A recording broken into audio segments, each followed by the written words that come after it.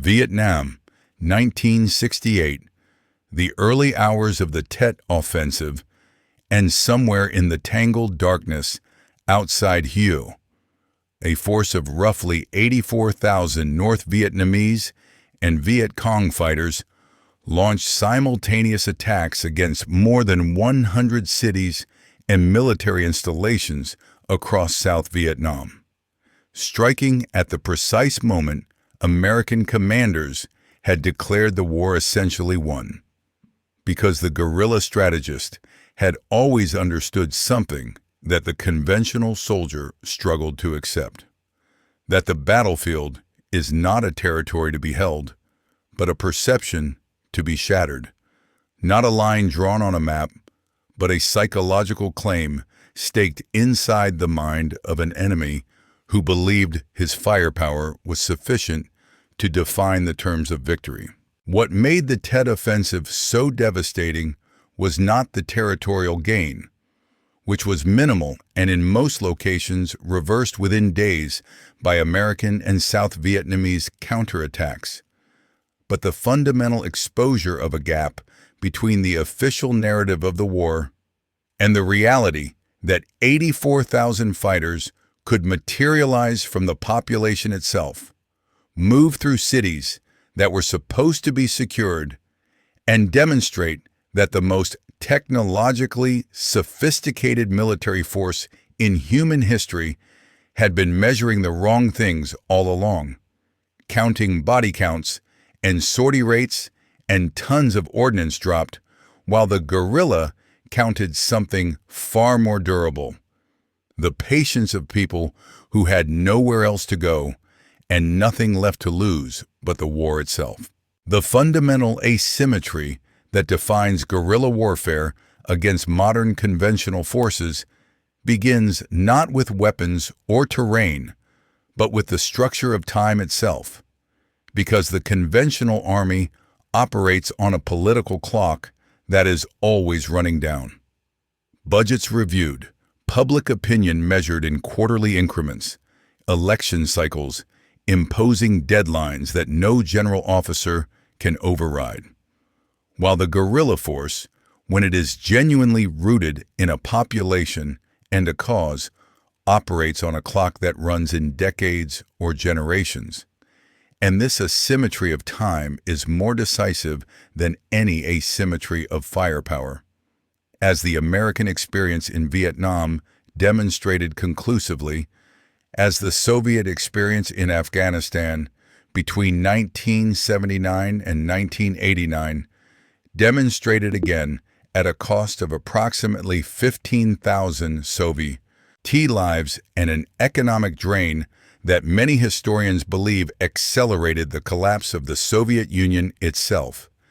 And as the American return to Afghanistan between 2001 and 2021 demonstrated a third time with a finality so complete that the government, the United States, had spent 20 years and approximately $2 trillion constructing collapsed in 11 days after the withdrawal announcement. 11 days, a number that condensed 2 decades of counterinsurgency doctrine into a single devastating verdict. What the military theorists call the center of gravity in conventional warfare, the enemy's army, his capital, his logistics chain, the industrial base that sustains his capacity to fight, becomes almost entirely irrelevant in the guerrilla context, because the guerrilla has no capital to capture, no army to destroy in a decisive engagement, no factory complex that can be bombed into submission. And the moment a conventional force destroys a guerrilla's base camp or kills a significant portion of his fighters, the guerrilla simply disperses, reconstitutes, and reappears somewhere the conventional force is not,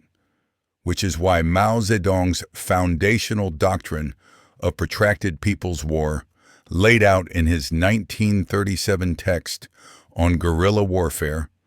described the guerrilla's relationship to the population, using the metaphor of fish swimming in water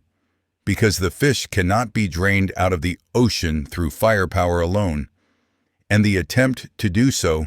the strategic hamlet programs of Vietnam, the population displacement operations in Algeria between 1954 and 1962, the cordon and search operations that characterized British counterinsurgency in Malaya and later in Northern Ireland, always carried within them the risk of alienating the very population whose support was the only resource that truly mattered in a protracted, irregular conflict. Modern warfare's answer to the guerrilla problem has evolved substantially since the blunt firepower doctrines of the mid-20th century, with the development of precision-guided munitions that allow a single aircraft to destroy a single vehicle inside a city block without leveling the surrounding neighborhood. With the proliferation of persistent surveillance platforms, including the MQ-9 Reaper drone capable of maintaining continuous observation over a target area for 24 hours or more, with signals intelligence capabilities that can geolocate a cell phone call within meters and trigger a strike response within minutes, and with the doctrine of full-spectrum operations that combined kinetic action against guerrilla networks with simultaneous efforts to build governance capacity, deliver economic development, and address the political grievances that sustained recruitment. Yet even with all of these advances, the record of conventional forces against guerrilla opponents in the first 2 decades of the 21st century remained deeply ambiguous, because precision strikes can kill a network's leadership, but cannot kill the ideology that recruits the next generation of fighters, and the drone circling at 15,000 feet above a compound in Waziristan can see everything within its sensor range, while remaining entirely blind to the political conditions 5 miles away that will determine whether the strike produces a strategic gain or simply generates 10 new recruits for every commander eliminated. The most instructive measure of the guerrilla's enduring relevance is not any single campaign or any single statistic, but the trajectory of resources that the most powerful conventional militaries in the world have committed to solving the irregular warfare problem without arriving at a durable solution.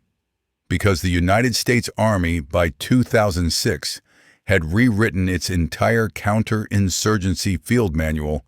under the intellectual direction of General David Petraeus, drawing on the lessons of French counterinsurgency theorists like David Galula, who had studied the Algerian War, incorporating the population-centric approach that prioritized protecting civilians over pursuing enemy fighters, and deploying this doctrine at the peak of the Iraq surge with approximately 168,000 troops operating alongside a rebuilt Iraqi security force. And while the surge did produce a measurable reduction in violence between 2007 and 2008, the political conditions that had generated the insurgency remained unresolved. The Sunni awakening movement that proved most decisive was a locally driven phenomenon that American commanders supported but did not control. And within 6 years of the surge's conclusion, a new insurgent organization, calling itself the Islamic State, had captured Mosul, a city of more than 1 million people, in a single day, demonstrating once again that the guerrilla's most powerful weapon has never been the improvised explosive device or the rocket-propelled grenade, but the political vacuum, the unaddressed grievance, the moment when the population concludes that the government protecting them is more dangerous than the insurgents fighting it.